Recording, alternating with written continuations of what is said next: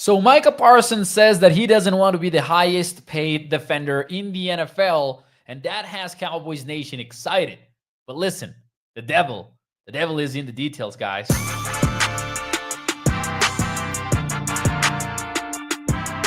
What is up, everyone, and welcome into A to Z Sports Dallas Primetime. I am your host, Mauricio Rodriguez, streaming with you live every Sunday and Thursday night at 8 p.m. Central, and catching up with you Mondays, Tuesdays, and Wednesdays with quick-hitting videos. But tonight, we've got a live show, and we're talking Micah Parsons and what he had to say about becoming the highest-paid defender in the NFL, what he had to say about potentially holding out, and we're also going to get some thoughts in about the Tampa Bay Buccaneers game because obviously we have to talk about it before we head into the weekend. Hope that you guys are having a fantastic week, by the way. Hope that you're ready for the weekend. It is Thursday night. We've got the Broncos and the Chargers battling it out on prime time. So it's cool, man. It is cool. And let me tell you something, man. I'm going to start with the Micah Parsons thing because I just have so many thoughts about it because I've seen that this has taken a hold of Cowboys Nation.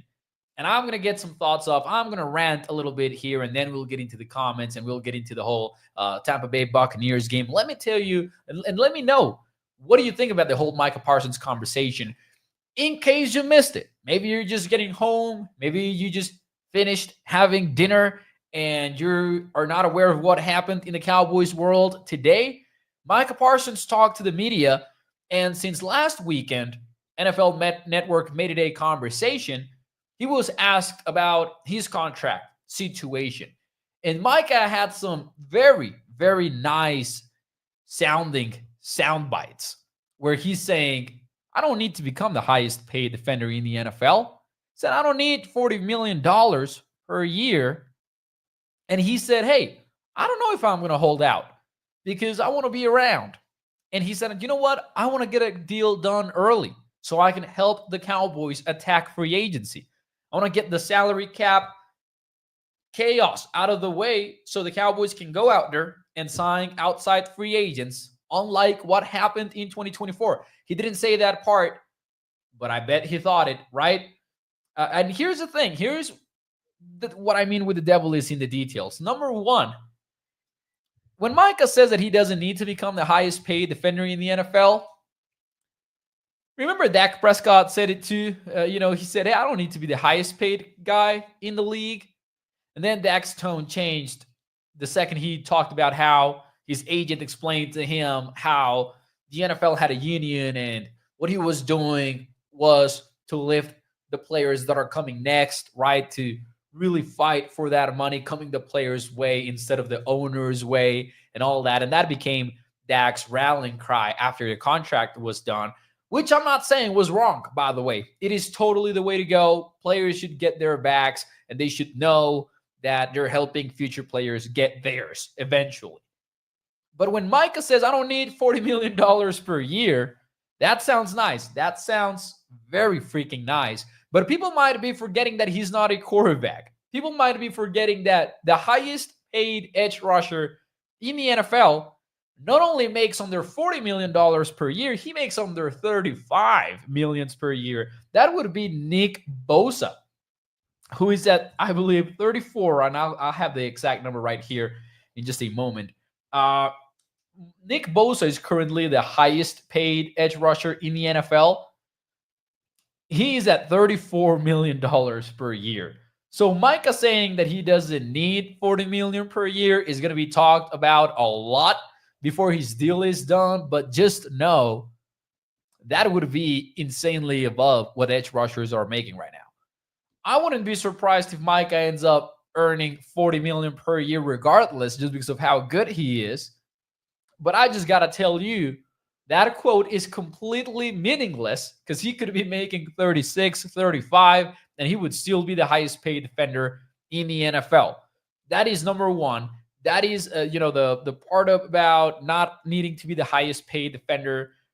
I mean, that could be true if he ends up saying that and he lives up or if he fulfills like that. I don't want to say prophecy. I don't know what to call it. If he ends up not being the highest paid defender in the league, now that would merit a totally different conversation, and he would be one of the most respected players, I believe, by NFL fans in general, not just Cowboys fans. But no, that a lot of players have said that before getting paid, including quarterback Dak Prescott, right? He said the same thing. He said he doesn't need to be the highest paid quarterback before becoming the first ever player to make $60 million per year. And again, I'm not against that. I'm not against any of that. But just know that it's not likely going to translate into reality. Now, here's another thing, and I think this is the one that is going to make the least headlines, but I think this is the most important one. Many people will take away from what Micah Parsons had to say. They'll take away this.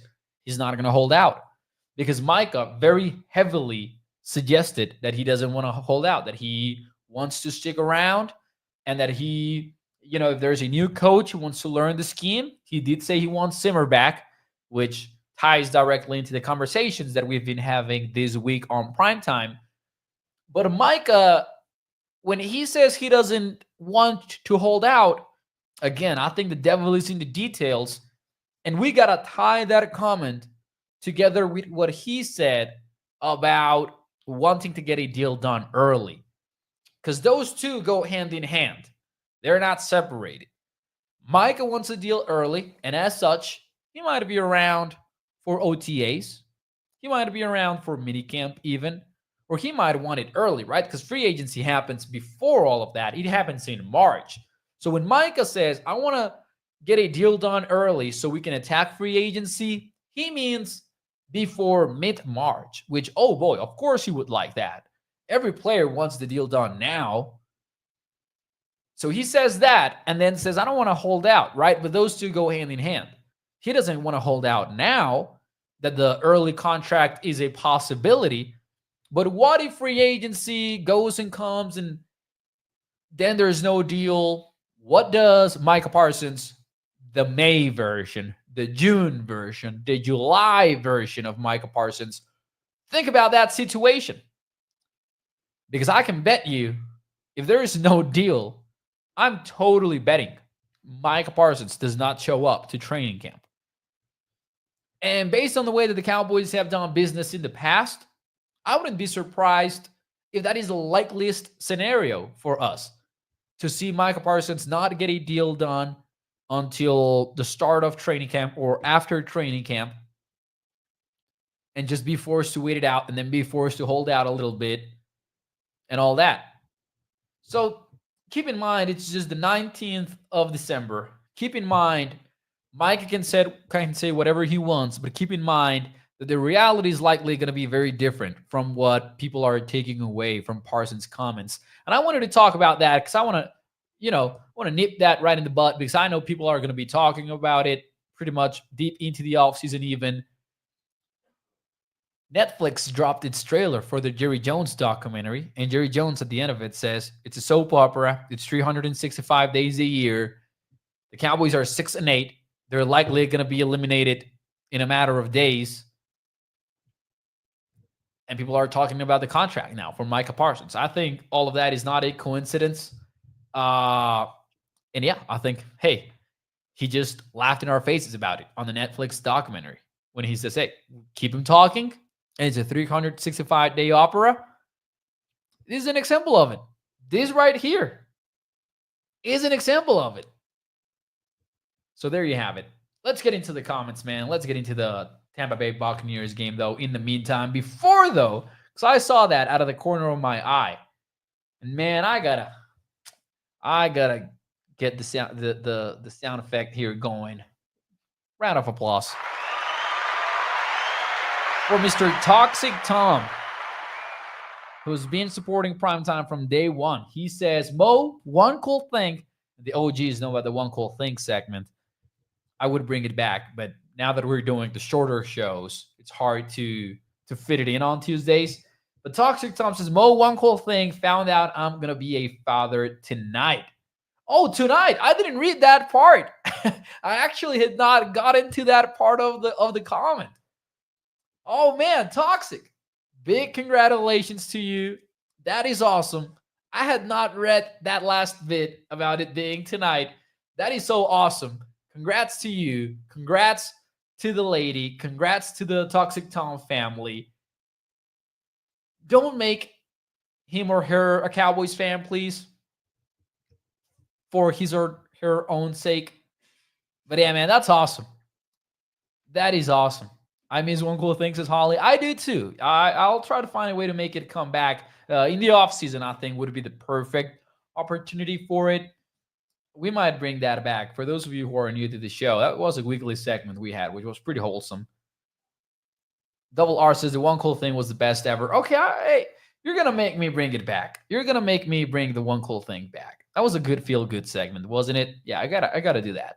Alexander says, if we let Micah go, it'll be one of the dumbest decisions we ever made in the history of the Dallas Cowboys. And Jerry did say on the radio, by the way, that the thought of Micah leaving the organization had never been uttered within the organization. So you have that. I think the most likely outcome is for the Micah Parsons negotiations to drag out and then get done late in the offseason. And I think that's what's basically going to end up happening, honestly. Man, the comment section never disappoints. All right, that's all I say. That is all I say. Man, goddamn. Let's get into the Buccaneers game right now. Shout out to everyone, man, who is right here in the chat having a fun conversation about the Cowboys. But anyways, man, let's talk about the Buccaneers game. And let me ask you this. Who do you got? Who do you got on this Sunday night football matchup? It's a tough one to really decipher. The Buccaneers are road favorites by 4 points, which is considerable, knowing that they're going on the road and the Cowboys are 3-1 in their last 4 games. But the Buccaneers look good. I'll say that. And I'll talk about some matchups here, but mostly what I want to talk about is I'm worried about Eric Kendricks. He's on the injury report as a non-participant for Wednesday and Thursday. To be fair, he is listed as a non-injury related situation / calf injury. So I'm not sure what's going on with Eric Kendricks. I'm not sure if someone has reported on it, not that I've seen, but it seems to me that either Kendricks is missing practice because he's hurt, or there is something else going on in his personal life, which might be keeping him off of the practice field. But Eric Kendricks being out on Sunday, if this was to happen, would be totally dangerous for the Cowboys. Because I talked about this yesterday, but the Buccaneers have such a fun run offense. And the thing about a run offense versus the Cowboys is that the Cowboys are still not doing great versus the run. And I'll paint you the picture right here. Since week 10, which is when Micah Parsons returned, the Philadelphia Eagles game, and which is when, for the most part, Cowboys Nation has been having this conversation about, well, the defense is improving. The second that Micah got back, the defense began to improve. To a point, that is true. There is a lot that we've seen that is very positive, including, for a brief moment, right, the DeMarvin Overshown continuing. Obviously, that is done. Then you had Trevon Diggs and Deron Bland playing together. Obviously, that is done.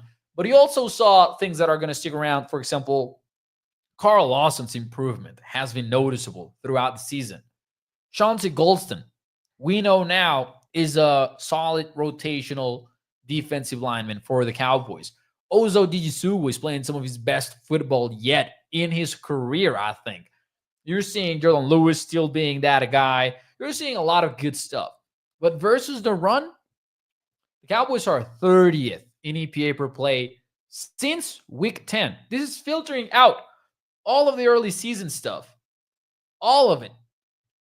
Since week 10, when the Cowboys defense started to improve, the Cowboys are 30th in EPA per play allowed versus the run. If you filter that out to the last 4 games where they've been winning, they still come out at 26th for EPA per play. Now, there's some good to it, though, and it's that the Cowboys are actually being more successful on a down-to-down basis, because if you look at success rate, they're top 15, top 10 in the last 4 games even. in success rate versus the run, which means they're still allowing big plays. Or in money downs, in short yardage situations, they're struggling to stop the run, which explains the difference between EPA per play and success rate.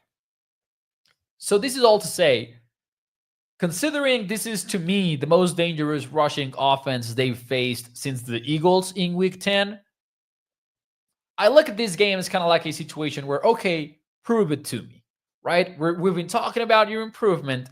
This Buccaneers game, it's against a very high caliber offense. I want to see them be as effective and as efficient versus this Buccaneers team, which is a top 5 offense, by the way, in EPA per play. You look at them throwing the ball, they're good. You look at them running the ball, they're good. But speaking of Eric Kendricks' injury, I think you need him for this game. I absolutely do. The Bucs will do a lot of misdirection stuff. That doesn't necessarily mean just running motion pre-snap. That means they will run counter. They will use arc blocks, which is where you try to, or you fake that you're blocking a defensive end before climbing to the second level and just letting the defensive end through, usually as a pulling blocker ends up sealing them right at the line of scrimmage. You see a lot of variety from the Buccaneers offense, and they will test the second level of the Cowboys defense. If I've got Eric Kendricks in there and I've got Maurice Leofau in there, I would feel, I guess you could say, decent. I'm not going to say that that's the best linebacker duo in the NFL, as excited as I am for Leofau. But if I don't have Kendricks, I will be completely terrified in that case, because that would mean Leofau and Damone Clark. And funny thing about Damone Clark, I don't know that Mike Zimmer likes Clark that much, because he went from being a 17-game starter to just being on the bench to the point where he has been a healthy scratch multiple times this season. And when the Marvin Overshown went down, I thought, well, maybe Clark ends up carving out a role here and gets a chance at redemption. Still played 0 snaps versus the Panthers. For a second, I forgot who the Cowboys last played versus Carolina. We didn't see him play at all. So I think it's a big game for the linebackers. I really wish Eric Kendricks ends up being active for this game, because otherwise I will be completely worried about that situation. Some other matchups to watch, though, for me: Ozo Digisuwa versus the Buccaneers left guard. That area, left guard / center, to me is a part you want to attack on this offensive line. Left tackle Tristan Wirfs versus Micah. As many times as we get that matchup, I'm going to be excited, because that is a fun heavyweight boxing type stuff. But I also would think you want Micah against the weak links of the Bucs offense.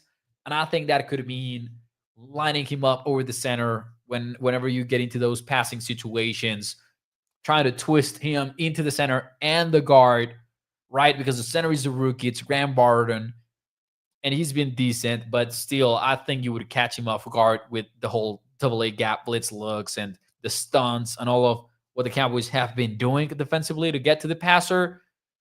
So I want to see that. And then on the other side, Vita Vea versus your Cowboys offensive line is going to be fun to watch, man, because Vita Vea is a humongous human being. He moves like he weighs, 150 pounds, but he's double the weight, right? Over double the weight. One of the best nose tackles in the entire NFL. And if you get him against Cooper Beebe and against Brock Hoffman, because I think Beebe is expected back, and as such, I would pencil in Hoffman at right guard based on what we've seen. That is going to be a fun matchup, right? There was this game, and I shout out to Sky. Sky pointed this out on Twitter. When the Cowboys faced Dexter Lawrence, they were doubling him a lot. That was a game where PFF posted a picture praising Cooper Beebe's performance, and then Dexter went nuts on Twitter, being like, what the hell are you talking about? They double team me. That's why I didn't get any pressures in, blah, blah, blah. So he took it very personally. But this time around, I think it's a different kind of challenge just because, man, Vita Vea is healthier, I would say, right now. And it's going to be a fun. I think more than that, because obviously Dexter Lawrence was healthy back in week 4. But this is week 16, Cooper Beebe. This is week 16, Brock Hoffman. And we've been seeing them be on a roll as of late. So I want to see that a matchup versus Vita Vea. I think that will be key because you got to run on the Bucs. And the Bucs, I think they're a little bit better versus the run than the numbers would suggest. So you have a chance at running the ball, but I think you're also going to have to throw it, honestly. You're going to have to sling it around. Hopefully the Cowboys can do that. And then final matchup that I think will be key is how the heck do you stop Mike Evans? I was listening to Baker Mayfield talk to the media earlier this week. And for those of you who don't know, and I would be surprised if any NFL fan doesn't know about this, but this is the 11th year of Mike Evans in the NFL. The first 10 years, he's gone for over 1,000 yards. And they asked Baker Mayfield about it. And he was like, honestly, I think I'm more worried about it than Mike Evans is. Which means, to me, I think that is something that the Bucs just want to do. They want to give Mike Evans his 1,000 yards. He's at 749 right now. This is all to say, expect him to be targeted a lot. Now, Evans mostly plays on the outside. He will get mixed in the slot. It's about a 65 to 35 split, more or less. But without Dix, having just Deron Bland and Jordan Lewis out there and Amani likely taking the third spot, it's going to be a tough matchup. I think the Bucs are just going to try to find ways to make Mike Evans a mismatch while also capitalizing on Jalen McMillan, who's been on a roll as of late. And specifically, they've been able to scheme him wide open very, very often. And I think that's because of the focus that goes into stopping Mike Evans. So the matchup to me is, can you handle Mike Evans and can you handle McMillan? That to me is the biggest challenge for the Cowboys, defensively speaking. And yeah, just trying to get to the QB to try to throw off that offense, which is doing great. They're doing great so far. Let's see what you guys have to say, though, right now. We even have some score predictions seen already. Toxic says, that offense is so versatile. They have so many ways to beat you. If we had Dak, I'd feel better about our chances. And yeah, man, I talked about this a little bit yesterday, but I watched like 3 games of the Bucs offense on film. And one of the things that is very evident to me is they'll just have plans to beat you. Like the game plan part of it is awesome. Played against the Chargers. Oh, they're going to run a lot of too high. Okay, I'll show you Baker Mayfield can throw over the middle of the field, and I'll show it to you over and over and over again. And I'm going to use all of these fancy gap scheme stuff and throw it your way, and I challenge you to stop it from elite Bucs. And yeah, they do so much stuff. You can see Baker Mayfield on their center. You can see Baker Mayfield on the shotgun. It's a fun offense. I'll give them that. I was very impressed by it. I was not aware of the detail that I would find when watching the Bucs offense. I'm scared of that. I'm definitely scared of that. So I'll give you my score prediction. I'll ask for yours too, though, as well. So let me know in the comments, who do you got winning this game? And give me your score prediction. And before I give you mine, though, let me talk to you about our friends over at Texas Card House, where the thrill of the game meets the excitement of the community. You can visit any of their 6 Texas locations and get the perfect blend of luxury, sophistication, and camaraderie for any poker aficionado. That is, whether you're just starting out or maybe you are a seasoned pro of the cards. You can get the perfect environment over at Texas Card House. And if you go to the Las Colinas or Dallas venues and mention A to Z Sports, guess what? You will get a free month of membership, 2 free hours to play poker. Just mention A to Z Sports when you go to Texas Card House and have some fun playing poker. So your predictions. Let's get to it, man. Oh, man. Okay, here we go. 31-20 Bucs says Showtime. Mark Aaron says Texas Card House is right by where I live. Hey, Mark, gotta go to Texas Card House. 38-17 Bucks for Toxic. Holly says Baker, 65 yards rushing and 1 rushing touchdown. Cam says I have us at a 58% chance to win. Oh man, that's high. I'll say that. I would take those odds 10 times out of 10. You know what? I've got the Bucks winning, and I've got the Bucks winning similarly to how I had the Bengals winning back in, what was it, week 14? Which is, yeah, man, I think you might get some stops. I think you might legitimately slow down Tampa Bay. And the thing is, I don't think you can keep up with them. I don't think you can trust these offense to keep up with what they're doing offensively. I think they're going to be one step ahead of you pretty much at every turn. And that will be it. That's my view of this game. Again, I think they have so many answers. I think they'll run the ball on the Cowboys. That is my biggest fear going into this one. When I see all that they do in the run game, and when I see Eric Kendricks on the injury report on back-to-back days, and I know Overshown is out, I'm worried about the Buccaneers just being able to tee off on your rush defense and pick up big gain after big gain with Bucky Irving, with Rashad White, who are both doing a great job this season. That is my worry. Now, if the Cowboys can run Rico Dowdle like crazy and Rico can go for 6 yards a clip, 7 yards a clip, they might do it. But even when you talk about the red zone, like the Bucs, if they get chances, they're likely going to score. Now, to be fair, Baker Mayfield is like a slot machine. You just, like a roulette wheel, actually. You just, and Micah said it too in his interview today, you don't know what Baker you're going to get. So if you get the bad Baker, okay, you got a chance. Anyone in the NFL has a chance against bad Baker. But when you get, the dangerous Baker Mayfield, yeah, you're done. You're done. It's not even a game for some reason. Baker Mayfield is one of the most fun quarterbacks in the NFL. You just never know what's going to happen with him. So I don't know. I've got the Bucs, and I'll say give me the Bucs 27 to, I want to say 27-20. Give me the Bucs 27-20, and I think the Cowboys have a chance, but they'll need to keep up with them offensively speaking. Otherwise, it's going to be a long, long day. Ladies and gentlemen, I hope that you enjoyed the show and hope that you enjoy your Thursday night. I will see you again on Monday because the game is Sunday night, so we won't have a show on Sunday. But I'll see you on Monday. Have a good one, and bye-bye.